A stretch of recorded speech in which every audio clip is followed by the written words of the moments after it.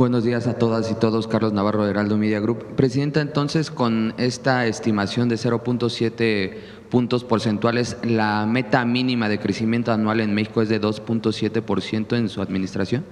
Estamos revisando con Secretaría de Hacienda. ¿Cuál fue el que presentaste de las previsiones?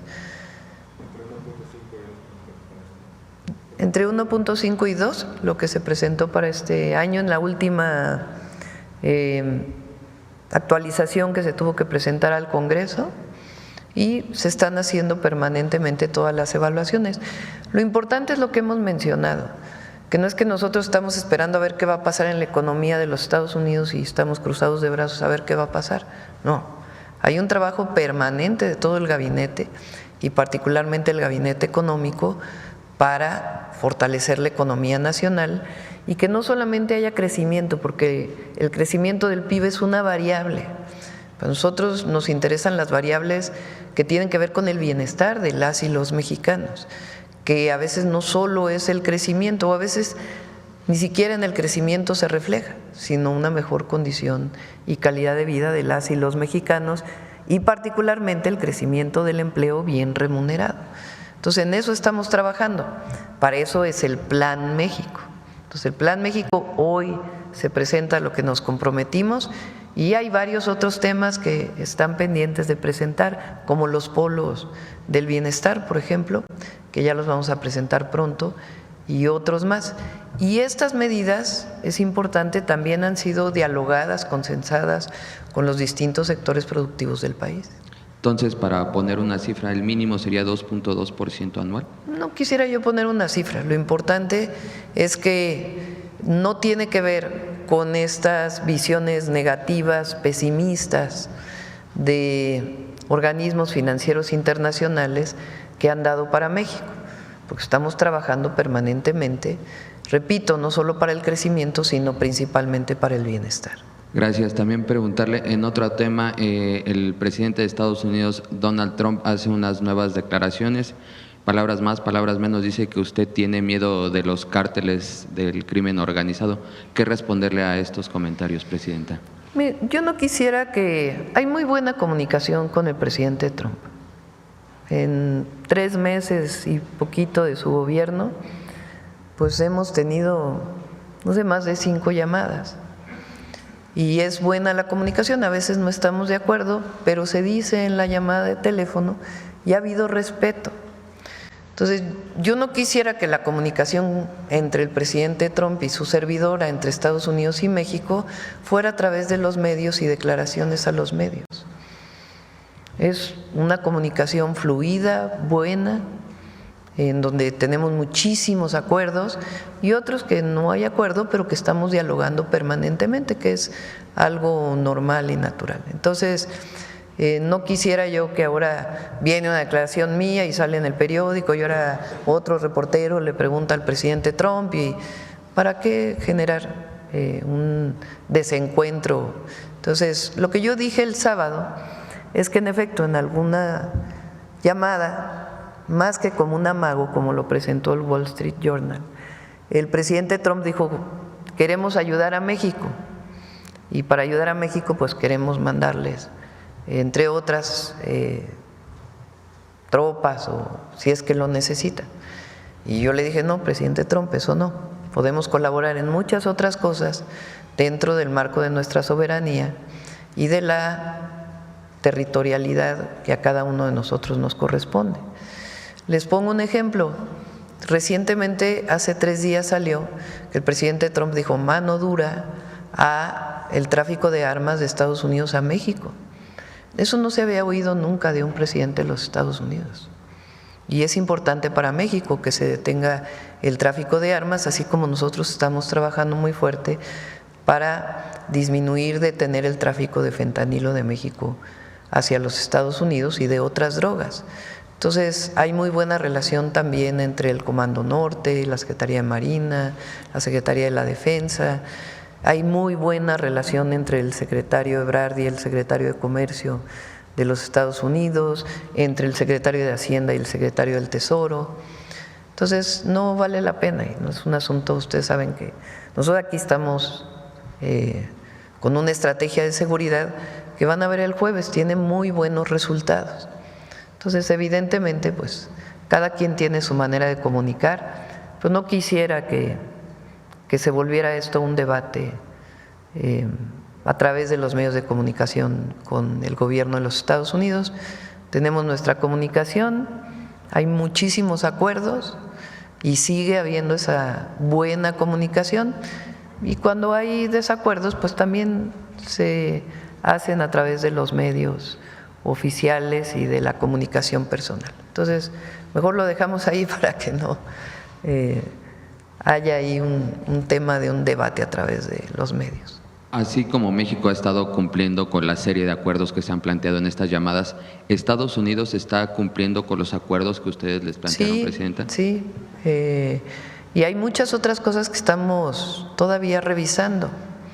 México ha tenido, dentro de todo el esquema de aranceles que ha decidido el presidente Trump al mundo entero, México está en una condición mejor que muchísimo, bueno, yo diría que la gran mayoría de los países del mundo, y eso es gracias a la comunicación que tenemos. Tenemos buena comunicación en otros temas, como en migración, como en seguridad. Entonces vamos a mantener esa buena relación y sobre todo esta relación de respeto que se ha dado entre el gobierno de Estados Unidos y el gobierno de México. En otro tema, Presidenta, estamos a menos de un mes de la elección al Poder Judicial. ¿Usted estará participando con su voto? ¿De qué manera se está orientando para elegir a los distintos candidatos? Pues revisando, igual que todos los mexicanos, en las páginas del Instituto Nacional Electoral, el perfil de todos los que se están presentando, todas las que se están presentando, y hay que votar, a votar el 1 de junio. ¿Ya cambió su domicilio? ¿Votará en San Andrés? Ya cambiamos el domicilio, ya vamos a votar aquí. Ya no voy a votar allá en San Andrés Totoltepec. Y por último, preguntarle ayer sobre el tema de la zona metropolitana, principalmente en el oriente del Estado de México. ¿Cuándo los mexiquenses del oriente podrán palpar estas mejoras en calidad de vida, Presidenta? Poco a poco se va a ir notando. Iniciamos con este programa de mejoramiento de vivienda. Este año vamos a hacer una inversión muy importante de más de 3,000 millones de pesos para acceso a agua potable en todo el Estado de México y la ciudad, pero particularmente en el oriente. Por decirles algo, en el tiempo que llevamos, se han rehabilitado prácticamente todos los pozos de Ecatepec que estaban cerrados. Se rehabilitaron ya 3 plantas de potabilización para Ecatepec. Todavía hay zonas de Ecatepec que no tienen el acceso que se requiere al agua potable, pero hay otras zonas que de plano no estaban recibiendo agua y que hoy ya tienen esa posibilidad. Y así como Ecatepec, para muchas otras, para los 10 municipios donde estamos trabajando. Agua potable, fuimos el viernes a visitar esta obra impresionante de 1,5 kilómetros del nuevo colector en Chalco para evitar inundaciones. Es completamente nuevo. Es una inversión de más de cerca de 500 millones de pesos. Va a evitar inundaciones. El lunes de hoy en 8 inauguramos el trolebús elevado para Chalco y de ahí nos vamos a ir a Iztapaluca. Vamos a iniciar este mismo año. Es decir, son varios programas y ayer mencioné que vamos a ampliar el número de preparatorias y al menos un pequeño campus universitario de las universidades que estamos creando en cada uno de los 10 municipios. Muchas gracias, buena semana a todas y todos. Bueno, a ver acá para terminar de este lado. Presidente, buenos días a todos. Preguntarle, Presidenta, sobre el caso de este agente de la extinta Policía Federal, ejecutado el 30 de abril en el estado de Morelos, condecorado como héroe, testigo clave en un caso de un líder criminal. ¿Tenía protección del gobierno federal? Si les parece que el jueves lo informen con todo detalle el Gabinete de Seguridad, lo hemos visto en el gabinete, pero me gustaría que lo informara directamente el secretario García Harfuch. Y en temas también de seguridad, preguntarle sobre el caso del Rancho Izaguirre del estado de Jalisco. Este fin de semana fue detenido el presidente municipal de Teuchitlán. ¿Qué le informó su gabinete de seguridad?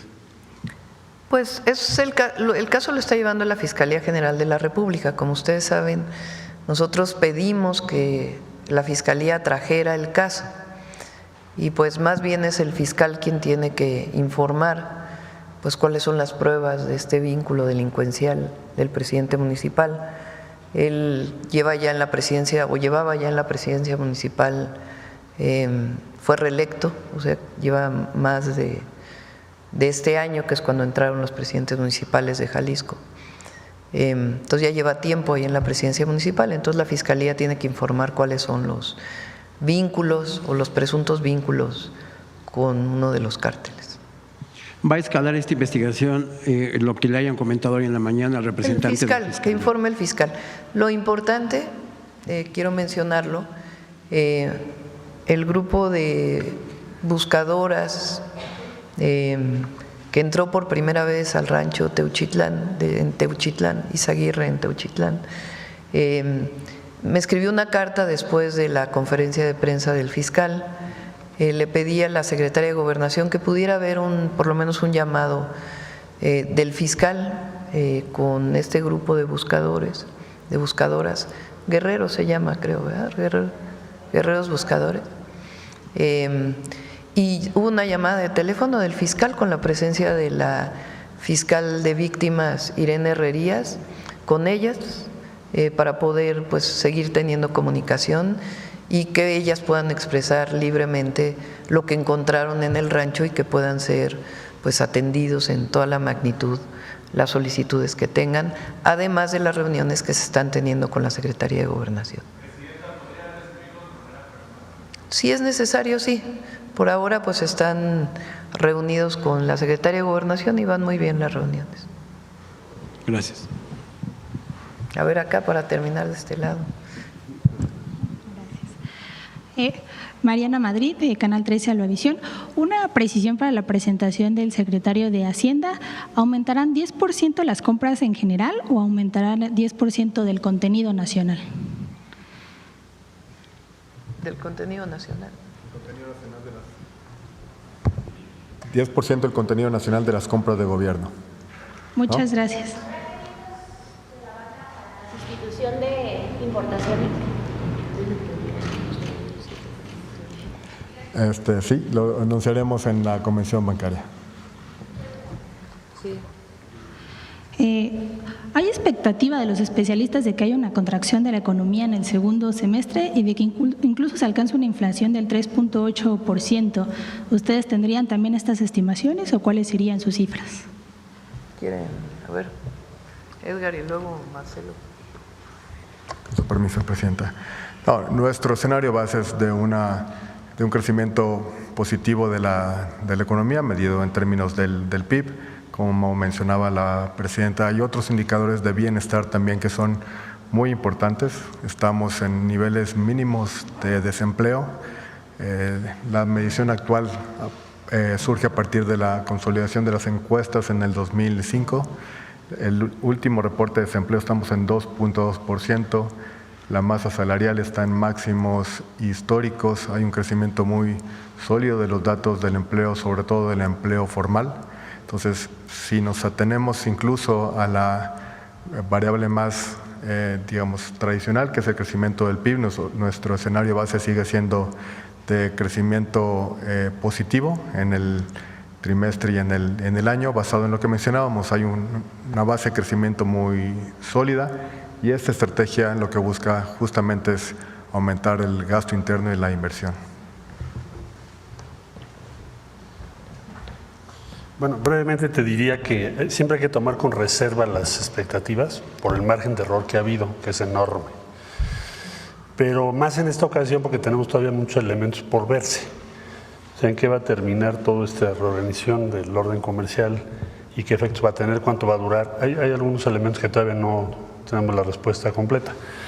Pero también creo que hay otro elemento sustantivo en donde diferimos, porque no están midiendo el efecto que va a haber a partir del segundo semestre en relocalización de cadenas productivas.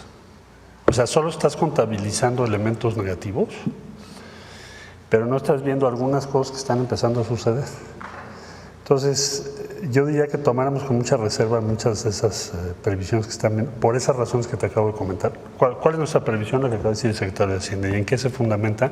En los datos consistentes que tenemos verificados y en la confirmación de flujos de inversión y movimientos de líneas de producción que estamos constatando en nuestro territorio. Gracias. Y, Presidenta, ¿ya tendrá su gobierno conocimiento de en qué se gastará el remanente del Banco de México? Estamos trabajando en eso. Hay una parte por ley que tiene que irse a pago de la deuda. Entonces, Edgar, normalmente tenemos reunión los lunes, ahora nos vamos a ir corriendo a Puebla. Entonces, tenemos reunión esta semana para ver el cálculo exactamente de cuál es el monto que se va a destinar a inversión y de ahí pues ya informaremos en qué se va a destinar. Muchas gracias. Ahora sí de este lado, a ver acá. Gracias, Presidenta. Yusbel Carolina, de Código Libre. Siguiendo con el tema de economía, ahora el presidente Donald Trump dice que aplicará un impuesto del 100% a las películas hechas en el extranjero, alegando que la industria cinematográfica estadounidense está muriendo. ¿Cuál es su opinión y qué apoyos habrá que incrementar el gobierno mexicano para apoyar esta industria? Bueno, ahora subió un poco en este año el apoyo de descuento por impuesto para cine nacional. ¿Cuánto fue, Edgar? No sé, no lo recuerdo en este momento. Sí, se los damos si quieren mañana exactamente en cuánto aumentó. Pedimos si quieren que venga Claudia a platicar lo que está haciendo IMCINE y todo el trabajo que está haciendo también en Estudios Churubusco, y es un trabajo muy importante y de apoyo a la industria cinematográfica. Y vamos a seguir conforme avance el sexenio también apoyando más. Ahora, la manera de producir ahora en el sistema o en la industria cinematográfica pues es muy variado. Ya no es exactamente como antes, que todo se producía dentro de un estudio, que todo se producía en Hollywood, y ahora pues se ha globalizado muchísimo esa industria, incluso con las plataformas digitales. Ya no todo se presenta en las salas de cine, sino a través de las plataformas digitales, pues se difunde muchísimo la producción cinematográfica. Entonces habría que ver pues este tema de los aranceles que impulsa el presidente Trump, pues cómo en algo tan global como una plataforma digital podría implementarse, ¿no? Es más complejo. ¿Esta convención del 8 y 9 de mayo usted va a asistir a la convención bancaria? Sí, vamos el jueves. El jueves en la mañana vamos a ir como parte de los planes de justicia, a entregar tierras al pueblo wixárika, y en la tarde vamos a la Convención Nacional Bancaria, y Hacienda ha estado trabajando con los bancos para poder ampliar las posibilidades de financiamiento a las micro y pequeñas empresas. Aquí, sí, de aquí nos vamos. Presidente, en otro tema, ¿tiene información de qué banda de Estados Unidos está en contubernio por autoridades mexicanas sobre el huachicol? ¿Cómo se va a trabajar estos desafíos de organizaciones criminales dedicadas al contrabando? ¿Y cómo está esta seguridad en las aduanas? Se está haciendo un trabajo muy importante de colaboración, de coordinación y también de atención al fenómeno del huachicol. Yo quisiera esperar a que se presentara completo antes de adelantarlo. Tiene que ver con entrada de combustibles a través de puertos y fronteras, que algunos ya se mencionaron en su momento, se dio la noticia, cómo fue este vínculo, cómo es que se dio, etcétera, etcétera. Y hay mucha coordinación con las distintas instituciones del gobierno de los Estados Unidos.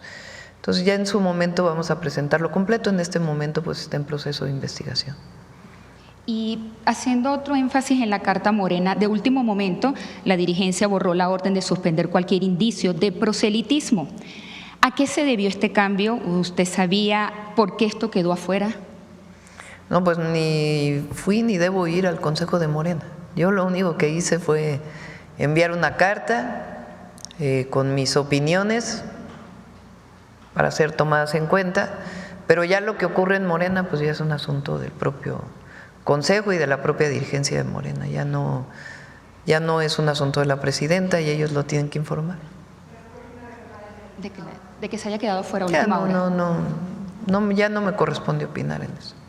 Y por último, en estos días en la conferencia del Episcopado Mexicano que se llevó a cabo del 28 de abril, ellos tienen un temor que la reforma no pueda ser efectiva con todo esto que esperan por los mismos servidores públicos de que caigan en manos del narco. ¿Cómo? Durante la conferencia del Episcopado Mexicano que se llevó a cabo el 28 de abril, expresaron su temor respecto de que tras las elecciones del 1 de junio quede en manos del crimen organizado y temen de que la reforma quede en manos de ellos. ¿Y qué le contesta usted a ellos? No va a ser así. No ocurrirá de esa manera. Pero fíjense que el jueves vamos a presentar, porque ayer hubo otra liberación muy grave. Sí vamos a presentar cuántas liberaciones desde que entramos al gobierno han hecho los jueces, vinculados con delincuencia organizada, que son muy graves. Entonces sí sería bueno para todos aquellos que dicen que no debe haber elección del Poder Judicial. ¿Qué opinan de lo que pasa? De jueces que impunemente liberan a delincuentes cuando hay pruebas suficientes de su participación, porque eso es justamente lo que queremos cambiar. Que haya un poder judicial que responda a la justicia. Entonces, hoy está ocurriendo que hay jueces, sea por comisión, por omisión o por otra razón, pero están liberando, ya déjense delincuentes de cuello blanco, delincuentes vinculados con la delincuencia organizada o que dan amparos sin justificación. Que hace 2 años. Ya yo creo que eso ya pasó, ¿no? Ya hablamos de ¿Qué delincuente fue el que soltaron? Cedillo, y la gente está contenta con la elección al Poder Judicial y es una manera muy democrática de sanear el Poder Judicial, de sanearlo, de acabar con esta nepotismo, corrupción y estos jueces que impunemente liberan delincuentes de la delincuencia organizada, porque la gente demanda seguridad, paz, y evidentemente el Poder Ejecutivo tiene un papel fundamental, la Fiscalía tiene un papel fundamental en este proceso, pero los jueces también. Entonces, ¿qué dice, por ejemplo, estas organizaciones que están preocupadas por la elección de lo que está pasando ahora? Y en la elección no va a salir bien, la elección va a salir bien y la gente va a participar. ¿A qué delincuentes soltaron, presidente? Usted dice que ayer… Ya el jueves van a dar toda la información. Gracias. A ver acá, vámonos así en escalerita. Muchas gracias, presidenta. Buenos días a todas y todos. Quisiera preguntar o conocer su opinión, presidenta, sobre el anuncio de la Oficina de Naciones Unidas para los Refugiados, que dijo pues que va a estar cerrando o estaría cerrando al menos 4 oficinas en México. ¿Eso tendría algún impacto en la atención a los migrantes en nuestro país, sobre todo en la zona del sur? Pues hay buena coordinación con ellos, con ACNUR, hay muy buena coordinación y pues aun cuando no tengan estas oficinas vamos a seguir con esta coordinación y de todas maneras hay atención por parte del Gobierno de México. ¿Se tiene el dato de cuántos son los migrantes que hoy están o que permanecen en México? Se los damos si quieren mañana, a ver si mañana va la información. Vamos a dar la información, si gustan, de los repatriados desde la entrada del presidente Trump, de qué nacionalidad, bueno, repatriados son mexicanos obviamente, y otras nacionalidades que han llegado a México, y también de cuántos estimamos que permanecen en nuestro país y en dónde. Muchas gracias, presidenta. En otro tema quisiera preguntarle sobre, digamos, si ya se tienen detalles de cómo será el proceso para entregar el agua a los Estados Unidos en el marco de este acuerdo y, pues, digamos, de lo que se anunció hace algunos días, ¿cómo, de dónde van a salir o de dónde se tomará el agua para entregársela a los Estados Unidos? A ver, primero, porque dicen que por temor a aranceles estamos entregando, nada que ver. Es parte del acuerdo de 1944. Estados Unidos entrega agua por el Colorado y nosotros entregamos por el Bravo. En los últimos años, debido a la sequía, México había disminuido las entregas, producto de la sequía. Entonces, lo que hubo fue un trabajo muy bueno, porque fue un trabajo técnico, en donde el gobierno de los Estados Unidos y el gobierno de México, a través de la instancia que es SILA, con los técnicos de Comisión Nacional del Agua, con la coordinación con los gobiernos estatales, y de su lado, de igual forma, se sentaron a ver cuánta agua está disponible,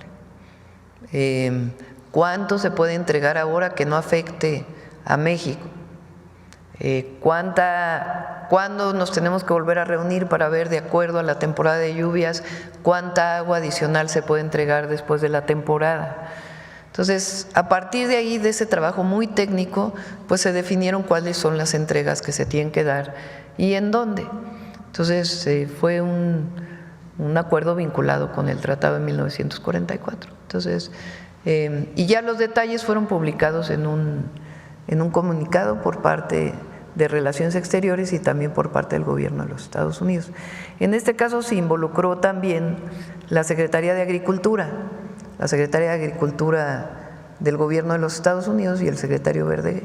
Y fue un trabajo muy técnico, la verdad, bien elaborado y que no pone en riesgo, pues, obviamente, las entregas al consumo humano y también las medidas que se van a tomar en caso de que no haya suficiente agua para todos los agricultores de apoyo. Y aprovechando, no por la entrega, sino por la propia sequía. Claro. Muchas gracias. Aprovechando este tema que dice y que tiene que ver también con el tema de la sequía, que es lo que ha, pues, estimado, pronosticado con agua, ¿cuáles serían las acciones, pues, que se estarían tomando desde su gobierno para garantizar? Hay un trabajo muy importante que se está haciendo de uso eficiente del agua, de tecnificación de riego agrícola. Eso nos va a ayudar mucho para poder utilizar el agua que hoy es para riego, para consumo humano, y al mismo tiempo aumentar la productividad del campo, porque cuando hay tecnificación del riego, pues hay aumento en la productividad. Entonces, eso es parte de lo que estamos trabajando. Obviamente no va a quedar este año, estamos hablando de un programa de 2, 3 años que ayude a todos los agricultores. Y en particular, pues para cada estado se están haciendo algunas medidas, para Sonora, para Chihuahua y para Coahuila principalmente, y algo para Sinaloa. Muchas gracias, presidenta. Quisiera aprovechar solamente, si puede comentarnos el secretario de Economía en este tema que explicaba sobre los textil, la participación de la Fiscalía. Él decía que hay algunos delitos, ¿verdad? Si nos podía hacer la precisión, por favor. Muchas gracias. Bueno, brevemente diría lo siguiente. Mira, todo este trabajo es un trabajo en equipo con diferentes instituciones, cada quien en su rol. La unidad de inteligencia financiera, yo diría, ha sido muy importante, porque por primera vez congelamos las cuentas, no nada más es ir a clausurar la empresa, las 8 empresas que mencioné. Entonces, hay atrás un trabajo de meses, y aquí debo reconocer también el trabajo de Pablo Gómez y todo su equipo, que nos ha ayudado, pues, meses en buscar, determinar qué empresas, por las 8 que dije, son 24,000 millones de pesos en un año, mintiéndole al gobierno, evadiendo al fisco, provocando pérdida de empleos en la industria textil y del calzado. Entonces, y en ello el fiscal general, en particular el doctor Gertz, ha tenido interés de apoyarnos y orientarnos en todas las medidas que hemos tomado, qué procede, qué no procede, qué es delito federal, qué no es delito federal. Lo mismo te puedo decir de la Agencia de Aduanas de México. Rafael Mollinedo personalmente ha verificado qué agencias aduanales se les va a cancelar la licencia, porque hay 5 agencias aduanales en proceso ahorita de cancelación solo por esas 8 empresas. Porque ¿de qué te sirve solo cancelar el permiso de la empresa si no congelamos las cuentas, si no vamos a ver quién es el beneficiario y todo lo que te acabo de decir? Entonces es un trabajo en equipo de todas estas dependencias y desde luego la Secretaría de Marina también nos ha ayudado, el secretario de Hacienda ha estado en varias reuniones, es decir, es un trabajo de equipo, no de la Secretaría de Economía, y les agradezco a todas y a todos su apoyo. El tema de las reglas de los países que decían China está entre ellos, los que se están revisando las regularidades. Sí, y también Estados Unidos. ¿Pero por qué México centró la fiscalía? ¿Perdón? ¿Por qué México centró la fiscalía? La fiscalía le damos, ha sido, como decía yo, ha acompañado toda esta estrategia y nos ha sido como un gran asesor nuestro y ahora están haciendo investigaciones. Vamos a ver en qué resultan las cosas, porque el primer paso es pues, cancelas la empresa, pero después la pregunta es, bueno, pues ¿quién se beneficia de todo esto, no? Estos 24,000 millones, ¿quiénes son los beneficiarios? ¿Y qué delitos puede haber? Entonces, no me quiero adelantar, seguramente vamos a encontrar delitos graves.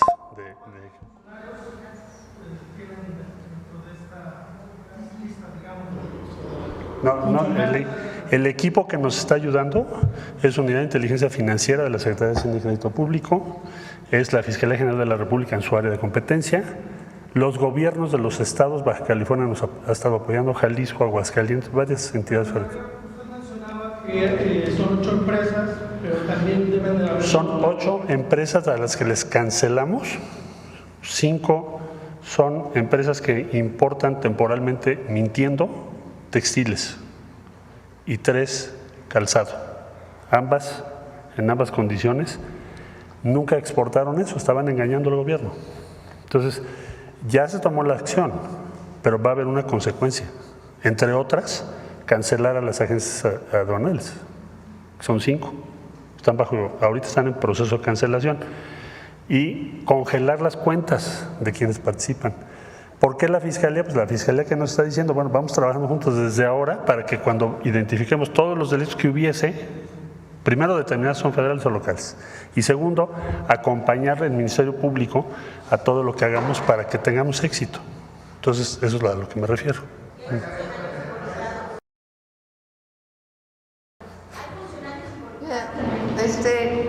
A ver, yo creo que es importante que se vea por qué esta revisión que se hace. Hay un mecanismo que se llama IMEX, que lo pueden obtener distintas empresas cuyo objetivo fundamental es la exportación. Entonces, por ejemplo, si se importa la industria de la maquila, que importa muchísimo de Estados Unidos, fabrica en México y luego todo lo exporta. Esas industrias no pagan IVA,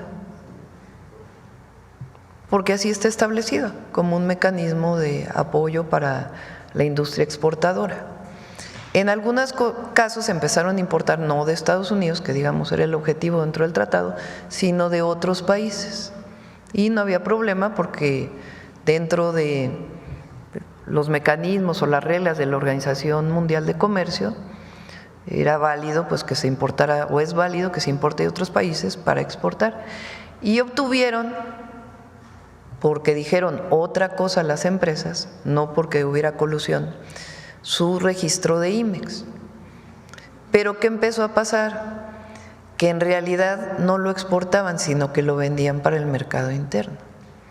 Entonces, empresas que importaban o que importan y que no exportan todo, sino que alguna parte o todo lo venden en México.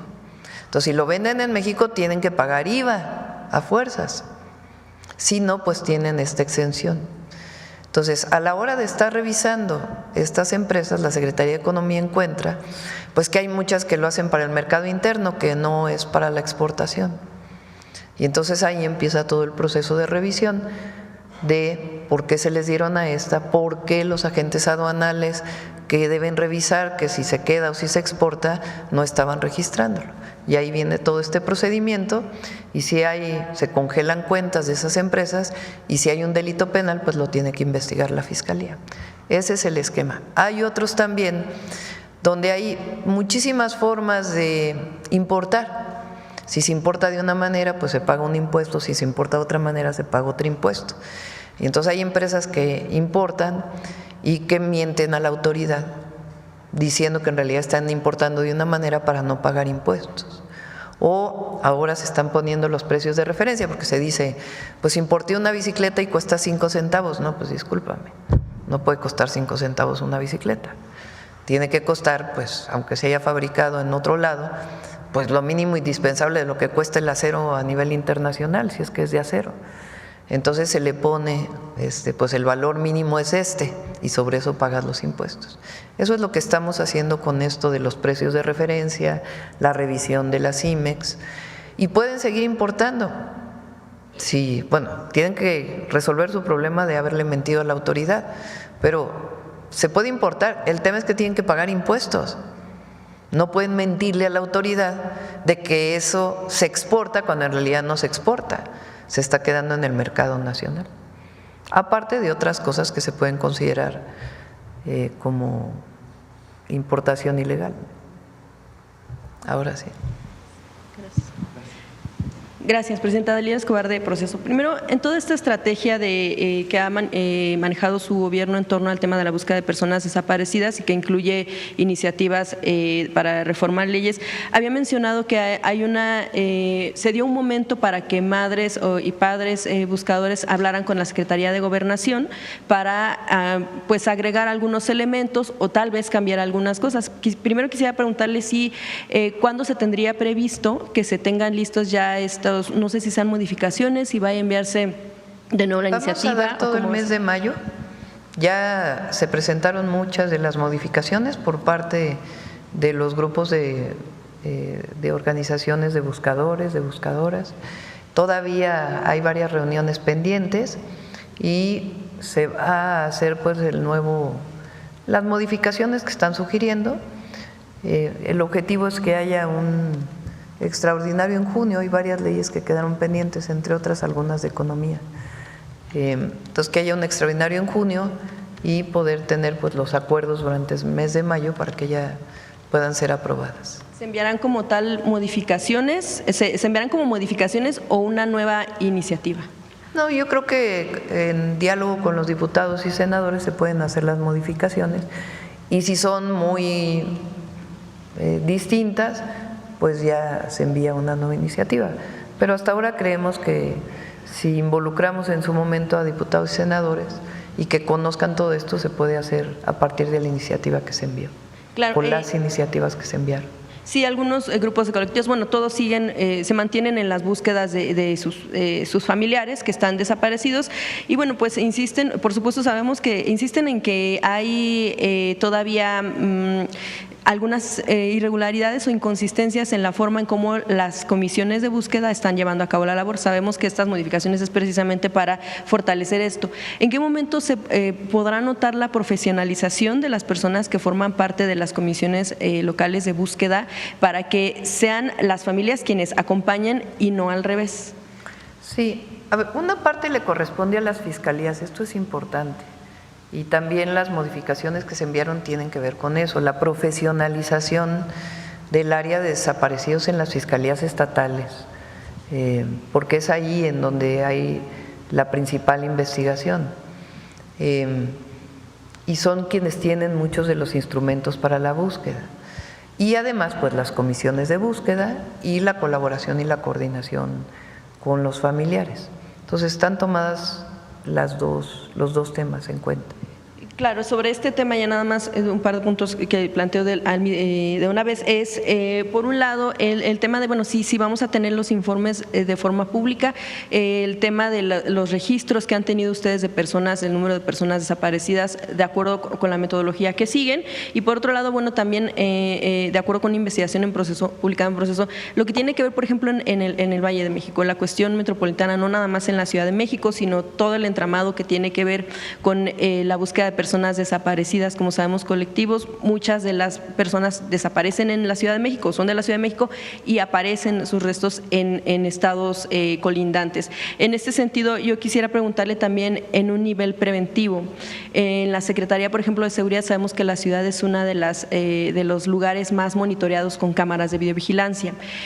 Saber si se tiene también contemplado un análisis o una revisión de lo que hay en estos centros de monitoreo para saber si hay el personal suficiente para revisar, por ejemplo, zonas boscosas en la Ciudad de México, por ejemplo, Tlalpan, Álvaro Obregón, donde pueden darse las desapariciones y tal vez de manera preventiva puedan evitarse, o sea, no llegar como a la parte ya de buscarlas cuando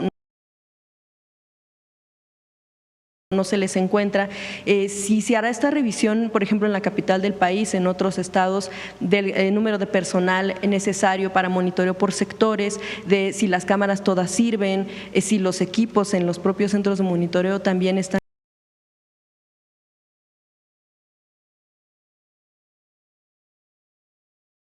en funciones. Esos dos aspectos, una de manera preventiva y la otra los informes. Bueno, Clara presentó hace unos días, Clara Brugada, la jefa de gobierno, una serie de medidas que ha estado trabajando también con los colectivos de familiares de buscadores.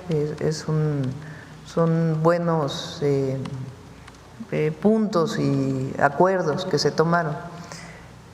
Desde que estuvimos nosotros en la jefatura de gobierno, generamos esquemas que ahora los queremos llevar a nivel nacional, de prevención y de alerta temprana, que es parte de lo que se está modificando en las leyes, que en cuanto se reporte a una persona, pues de inmediato haya todas las alertas a nivel nacional para poderla encontrar en su momento. También estamos planteando la diferencia entre personas no localizadas y personas desaparecidas, que es algo también importante. Entonces, todo esto está planteado en las iniciativas que enviamos y ahora revisión de los colectivos para que se puedan mejorar. Bien, Presidenta, gracias. En otro tema, es un asunto que está pendiente todavía, que tiene que ver con Cuauhtémoc Blanco, el diputado, el exgobernador de Morelos. No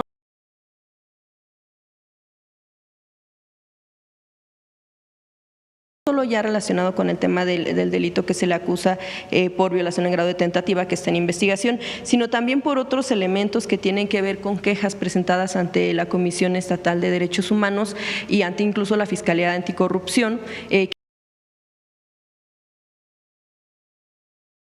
tienen que ver, por ejemplo, en uno de los casos con la muerte de 8 adultos mayores en un albergue que, de acuerdo con las quejas y también con alguna denuncia, se dio por omisión de cuidados. Esto derivado de un supuesto plan de austeridad, según se acusan en estas quejas.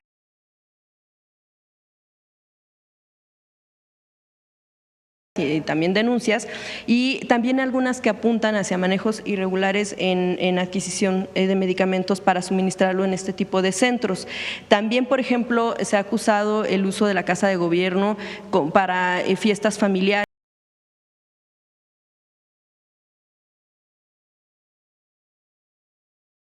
para fiestas a lo mejor no tan familiares, también de amigos, con cargo al erario, entre otros hechos que ya ha declarado un ex colaborador, Gerardo Becerra, ex asesor de anticorrupción, y que se han presentado estas denuncias. Yo quisiera preguntar, en el marco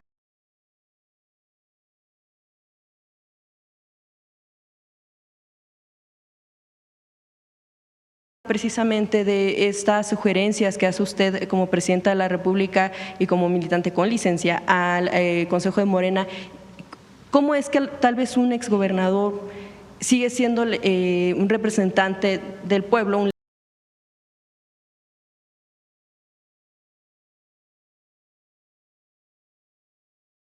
legislador teniendo este tipo de investigaciones, algunas pendientes, que de hecho, por cierto, una recomendación de la Comisión de Derechos Estatal por el tema del albergue no fue aceptada por el exgobernador en su momento. Yo quisiera preguntarle en este sentido, ¿cómo se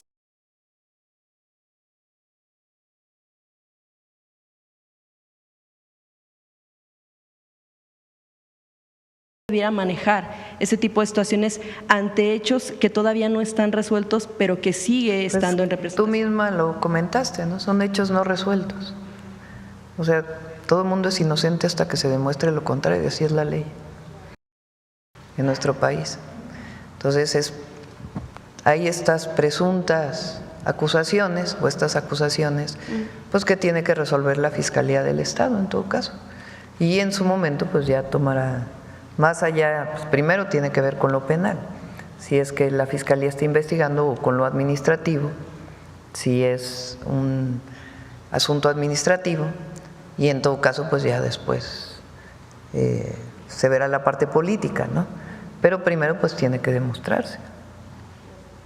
No sería necesario separarlo de la representación que tiene. Pues es una decisión que tiene que tomar la Comisión de Honestidad y Justicia, ¿no? Y en general, frente a cualquier investigación, pues primero es que se haga la investigación, ¿no?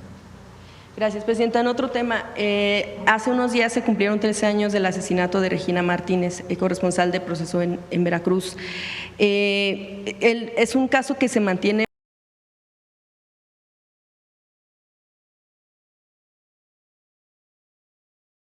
pues cerrado, aunque no resuelto. De hecho, el expresidente Andrés Manuel López Obrador había garantizado que se iba a reabrir el caso. Sin embargo, no se han notado avances en la situación. Quisiera ver si con usted va a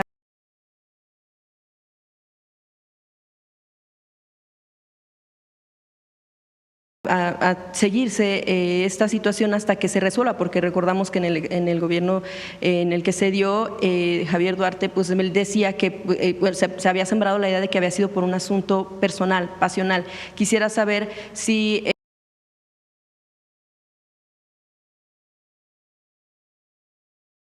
en este gobierno se va a seguir con esta idea de que se reabra el caso y que se resuelva. Sí, lo retomamos.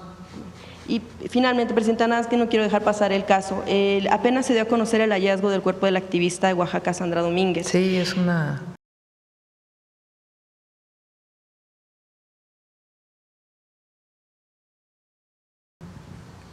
muy doloroso. Sí, en uno de los videos antes de su desaparición, evidentemente, Sandra enviaba un mensaje al gobernador Salomón Jara y bueno, denunciaba también al funcionario Donato Vargas. En su momento, Jara había pedido que se separara del cargo. En ese momento declaró por un ratito, unos 8 o 15 días. Sabemos que está separado pues del gobierno, pero Sandra lo denunció por ser parte de un chat donde exhiben a mujeres en situaciones sexuales y también, bueno, pues después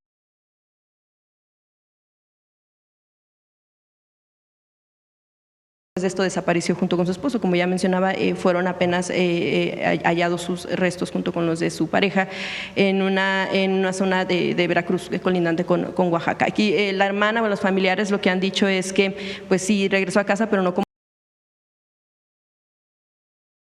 soñaban. Yo quisiera preguntarle si van a tomar en cuenta el tema de la investigación a este funcionario o exfuncionario. No sabemos en qué situación está. Si quieren el gabinete que conteste el jueves, han estado trabajando y hay varias líneas de investigación. Gracias. El último, pues ya nos vamos a Puebla. Gracias, Presidenta. Cristian Galarza, de Cultura Colectiva. Pues el fin de semana pasado, durante la inauguración de la Universidad Benito Juárez del Bienestar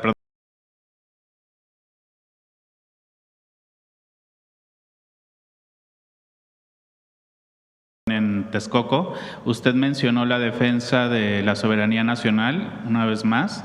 El día de hoy vimos con la exposición del secretario de Economía también la defensa de de lo hecho en México.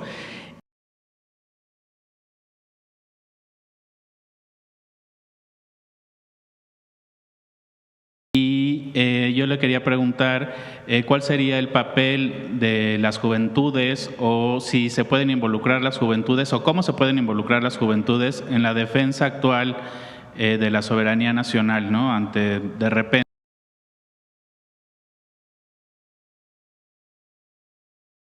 estos mensajes que sugieren pues lo contrario.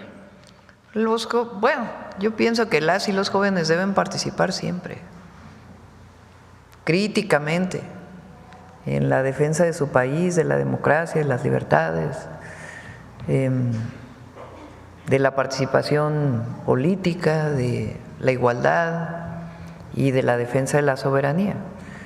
No hay riesgo realmente, pero siempre hay que defenderlo, más un 5 de mayo.